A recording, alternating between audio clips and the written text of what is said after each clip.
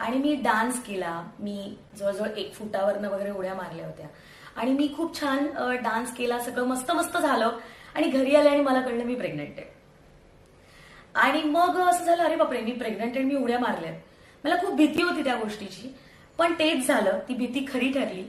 कालांतराने 7व्या महिन्यापर्यंत आम्ही दोघांनी ते सगळं निभावलं.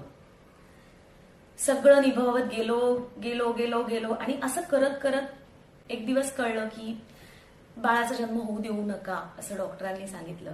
आणि डॉक्टर म्हणाले की तुम्ही हे बाळ ठेवूच नका. तेव्हा मुळामध्ये तुषार शूटिंगला गेला होता. मी घरात एकटी होते. मी डॉक्टरांची जस्ट चेकअप करून आले होते. तुषारला हे सांगायचं होतं, पण तुषारचा ना एक इव्हेंट सुरू होता. जो इव्हेंट संपेपर्यंत मला त्याच्याशी हे डिस्कस करायचं नव्हतं. त्यामुळे मनावर दडपण ठेवून मी